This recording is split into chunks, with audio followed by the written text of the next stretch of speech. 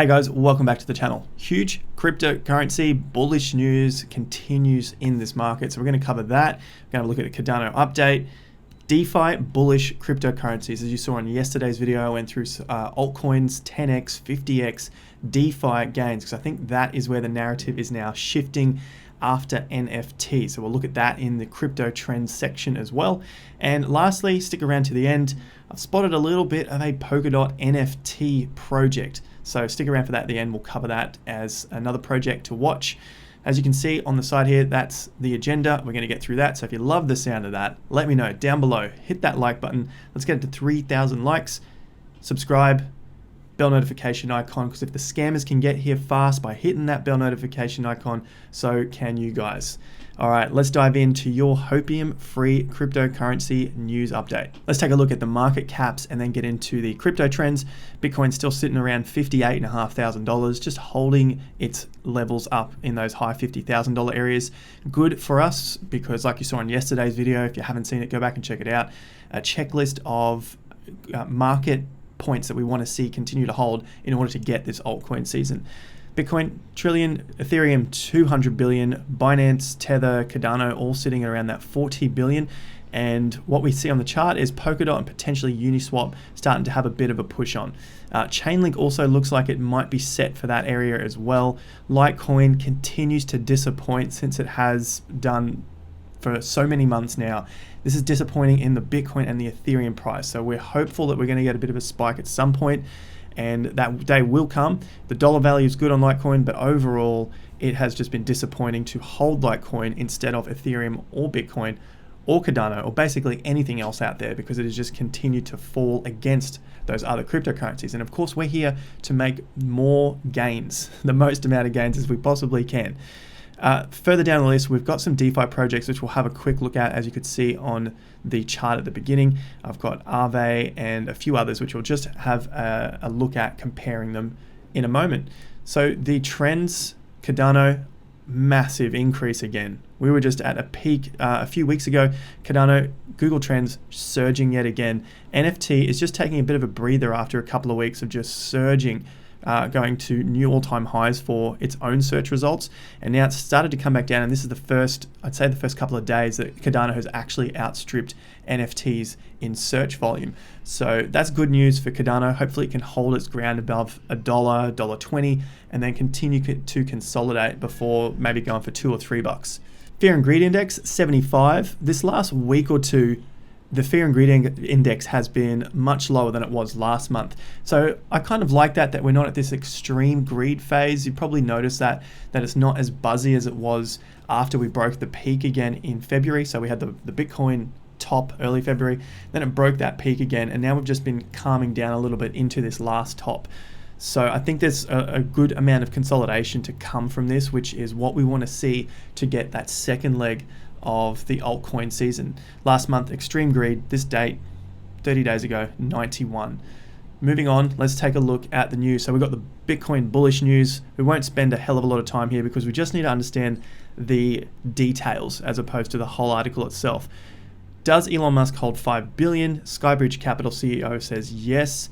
So Scaramucci, I think it's actually Scaramucci, they've misspelt that, but he believes so because we're looking at Bitcoin as a renewable replacement for fossil fuels, and Bitcoin demonetizes gold, RE, equities, and art, becomes a dominant store of value. The article goes on to say there's been a lot of FUD around Bitcoin mining and its carbon footprint, so something that was debunked years ago. So if you hear that Bitcoin uses more energy than some small countries, this has all been debunked because it looks to reduce energy so that you can mine Bitcoin more profitably. So that's why Scaramucci is also predicting that Musk would eventually invest in renewable Bitcoin mining, given his love for renewable energy and the fact that he made electric cars mainstream. So I think that's a pretty good theory, and I'm willing to bet on that, of course, which is why I'm in Bitcoin. Anthony Scaramucci is again in the headlines. Skybridge applies for Bitcoin ETF.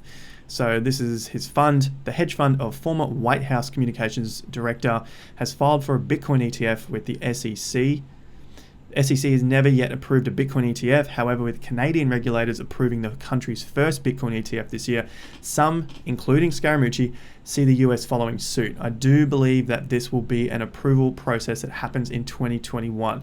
So this is where the bullish news begins to get factored into the Bitcoin price, because this event hasn't occurred yet. We don't have a Bitcoin ETF in the US, but you have to start betting on it before it happens, because once it happens, the show's over. So this is how early on we're starting with this. And I suspect it'll come somewhere, I'm guessing around September, because I think there's a lot of built up energy getting ready for that period in time. And of course, they are our seasonal turning dates. The solstices, the equinoxes of the year, these are very good times for big events to occur. Like we see today, we're on the 21st of March, and this is another big timing point. So going further down, we're going to kill our private partnership business if we can get an approval from the SEC. I think that the success of the Canadian funds will make it a little bit easier for the US regulators. So that'll kill their private business, but in terms of making money, getting their ETF approved, I'm sure they've got other things figured out. They're a pretty big company. They'll understand, they'll know what to do, and I think it's just going to benefit the entire space. The Grayscale Bitcoin Trust, so this is something to consider as well. They control 3% of the 21 million BTC, making it the biggest institutional holder of BTC in the world. So if they control this and they have their own fund, if there's an ETF, that makes it less, there's less reason for people to want to invest in Grayscale's Bitcoin Trust, when you can just go and invest in an ETF, save money on the fees, get it at actual market value as opposed to increased prices that you'd have to buy it from Grayscale at when there's a lot of demand. So I think that'll drop some of their business. So I'm just going to keep that in mind. If the ETF gets released, then I think that could be a point in the market where people could get scared as they see people move out of the Grayscale Trust and possibly into the ETF. But during that period, there'll be a lot of money moving out of Bitcoin, and that could freak the market out. So keep that in mind as we get closer to some ETF releasement date, whether it's in 3 months, 6 months, somewhere down the track. All right, more Bitcoin bullish news. Morgan Stanley this time, reportedly in talks for BitHub acquisition. They're not buying directly because they're in talks with Vident, either way you want to say it, just here, which owns around 10% stake in BitHub Korea, and is considering to invest anywhere between $250 million to $441 million. Pretty decent amount for just 10%. So I guess they're looking at the 100% value of the company being somewhere around 4.4 billion. Demand for Vidente soared following the news as the company's stock prices closed more than 4%. So it looks pretty solid at this point. Morgan Stanley recently became very much interested in digital currencies and allowed its clients to invest up to 2.5%, wow, of their net wealth in 3 Bitcoin funds. Meanwhile, as Bitcoin is gaining mainstream acceptance, other Wall Street giants are starting to offer digital currency services, which we've already seen. We have some IOTA updates, which we looked at earlier. We've talked about IOTA in previous week, so just some headlines here. IOTA rolls out Stronghold's Bowdoin Fortress beta in preparation for Chrysalis. So there is some development coming onto IOTA, and we looked at that as a really good accumulation zone on the charts. That's why we're continuing to touch on that. All right, DeFi news. 1inch. So this is just a little interview with the 1inch co-founder, speaks friendly of Uniswap's rivalry. 1inch is a decentralized exchange DEX aggregator that came onto the DeFi scene in the later part of 2020. Platform's algorithm searches for the cheapest exchange rates among the DEXs that are integrated into its ecosystem. 1inch also runs the Uniswap automated market maker. So you can go on and read this. It's just an interview. Essentially, I'm bringing these up because we're now starting to see the narrative shift into DeFi again. So all of the headlines coming through on the news articles is a bit more DeFi. Still NFT is out there, still there is some Cardano, but we hadn't seen DeFi for the last several weeks. And of course, DeFi has flattened down. It looks like it's gone through a accumulation period. Potentially, we're going to get some moves as the altcoin season progresses. That's why I'm bringing this up. Good to note. Last bit of news before we move on to the charts and these projects. Coinbase direct listing pushed back to April. So there were some things that went on in the background there. I think they got a small fine, a few $1 million, $6 million, something like that. But essentially, instead of it being IPO'd this month, they're looking to go for a direct listing to April. So just in a few highlights here, in direct listing, investors can begin selling their holdings as soon as a company starts trading, rather than waiting for the expiration of a lockup period, typically up to 6 months in an IPO. So if you're looking to purchase a stock that is exposed to the blockchain cryptocurrency space, obviously Coinbase in this case, just note that they don't have a lockup period here. As soon as a company starts trading, so they can start selling off their holdings. And Coinbase is looked to be valued at somewhere in the vicinity of, they're getting close to $100 billion. Earlier on, they were looking at, well, the shares were being changed hands at $200 to $375 per share, which valued them at around $67 billion. And there are other valuations to come at 90 or 100 billion. Looking down here, their revenue has more than doubled, but it's only at 1.1 billion. So if the company could be trading at 90 or 100 billion, it's 90, 100 times earnings. It's absolutely wild, which to me would definitely say they would be selling off some of their stock, getting a direct listing. They've got a highly overvalued, that's just my interpretation of it all, company. Now they can easily sell the shares, dump it onto the market, manipulation yet again. But if that's what people are willing to price it at, that's what goes on in the market. Just got to be aware of it. If you don't want to be sold, if you don't want to be sold shares that they're just going to dump onto you, don't get involved. All right, let's take a look at Cardano update. Candlesticks. We have a shooting star. We have a reversal pattern. Not looking good for these tops. We're still waiting to see if we can get some consolidation here at $1.15 to $1.20, which we are at the moment. We saw high volume, but not as high as this high. So we're starting to still lose a little bit of strength in this overall trend. Essentially for the bullish pattern. So this is just a recap of yesterday and the previous days, because not much has happened in the price action since the 18th of March. We want to see the level just continue to maintain, continue to hold where we currently are at around $1.20. So you can see that we're sitting on some old resistance, support. If that breaks down, then here are the next levels around that $1.10. And then if that breaks down, our next levels are sitting at around $1.02, $1.03, which were all of these previous closes and opens back from the 12th through to the 16th of March.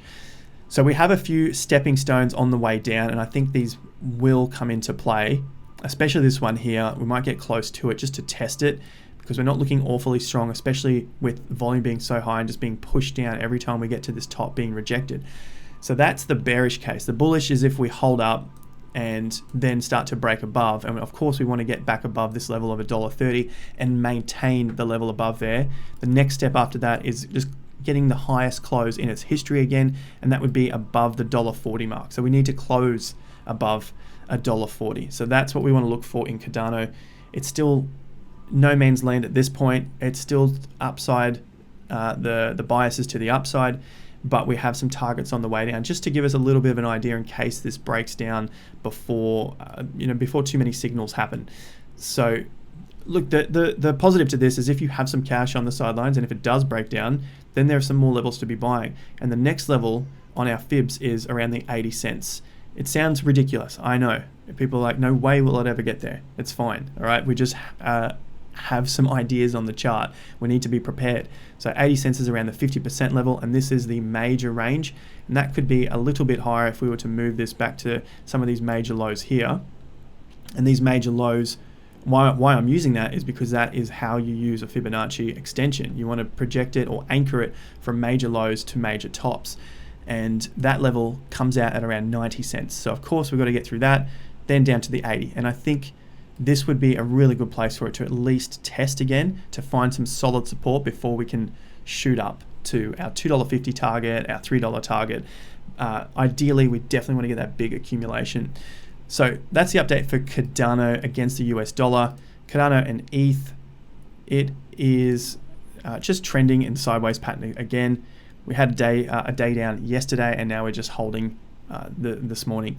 So that's what we were looking at the other day. Hopefully we get a little bit of a hold here. I think we will, and I think it'll just start to base out against Ethereum. These were the levels that were set previously every time it spiked into these resistance zones. So we're potentially just beginning to consolidate above the resistance zone, so make it support. That is a good sign again. ADA, Bitcoin, these things just take time. Same deal, ADA, Bitcoin, it's just consolidating above the resistance zones. Another good sign. Don't need to worry too much there. Let's move on, have a look here. So this is one of the big DeFi projects that I have been looking at. I mentioned it yesterday and in previous videos last week. Badger DAO. Now, I'll go into this in more detail in other videos, but I just want to show the market cap against the total value locked. Pretty big difference there. It's a market value of 377 million. Total value locked is now at 1.3 billion. As I looked at it this morning, it was sitting at around 1.1 billion. So this is Badger DAO here, 1.1. This is on the DeFi Pulse website, so you can check that out. And I have the top 10 DeFi projects here. And what I have done with that is put it into a table here and had a look at their market caps against their total value locked, and then given it a percentage, a bit of a ratio in terms of the market cap to the amount that is locked up in that protocol.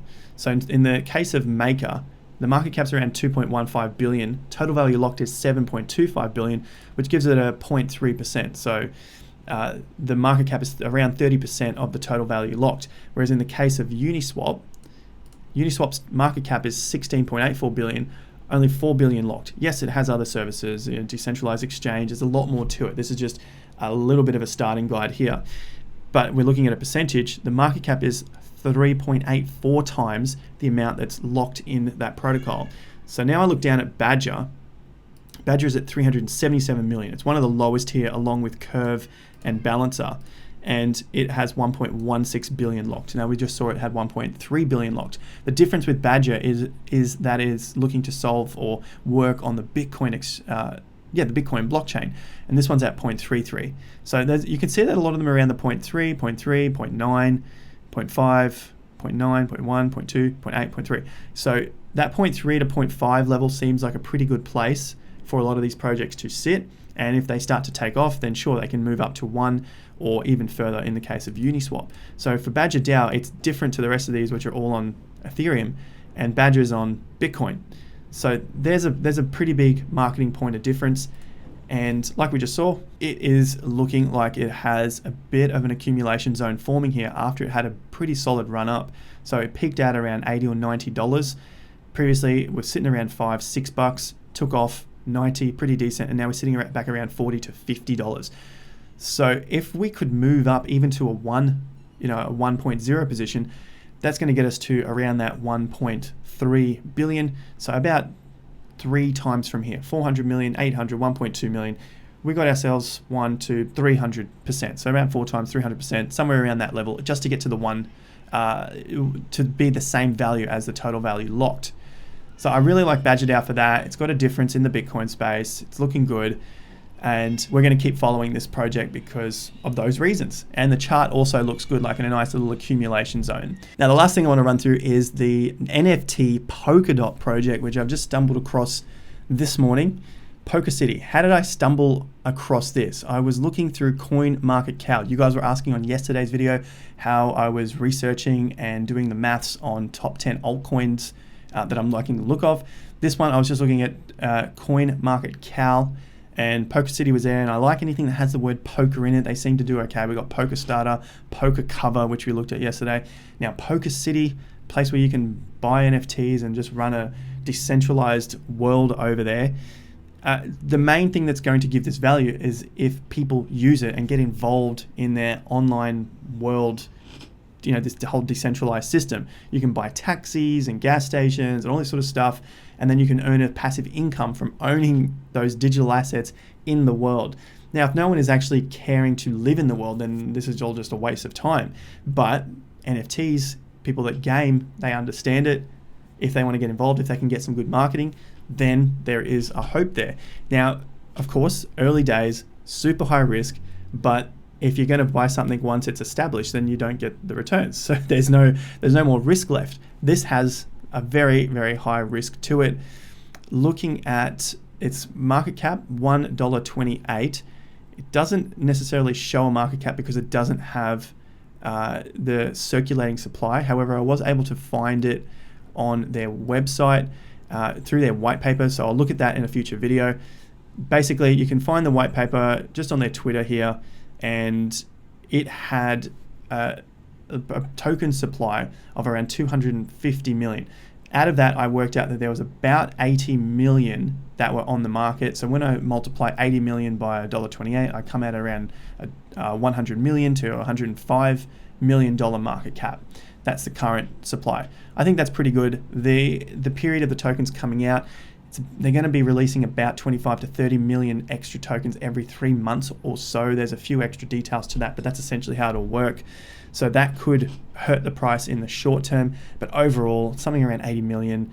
Poker City, NFTs, if we can get that NFTs to push again, then this could do reasonably well, especially if it lines up with Polkadot taking off. So as Polkadot takes off, Polkadot projects take off, etc. You get the narrative and how this agenda begins to work. So that's where I'm sitting with Poker City. I'm going to add it to the list from yesterday's video, and we'll continue to follow it if there is some good information on it down the track. Last thing I want to mention is the Investor Accelerator is increasing in price starting April. So we've got a couple of weeks left, only 10 days from today's video, to pick up the Investor Accelerator at the discounted price. Be sure to drop your email address in the link down below. This is a look at the course itself. It's very, very deep. You can see it all here. Market tops and bottoms, entries, exits, profit targets, a lot of language and patterns. It's very in detail, and we've got a Facebook group. We go live once a month with everyone there. Q&A, we're chatting in the group about cryptos, about assets. So if you're interested in joining us for the Investor Accelerator, leave your email address in the link down below. Get yourself 10% off until the end of this month, where the price will go up. And I look forward to seeing you over there. Otherwise, I'll see you guys on Instagram, daily Q&A, so be sure to follow me over there. Ask your questions in my Instagram stories, and I'll answer as many as I possibly can over there. Link to that is in the description down below. If you want to trade, invest in cryptos, I've got plenty of links down below for SwiftDex and Binance. Other than that, like the video, subscribe, bell notification icon. Let's get to 3,000 likes down below, and I will catch you guys at the next video. Until then, have more fun to get more done.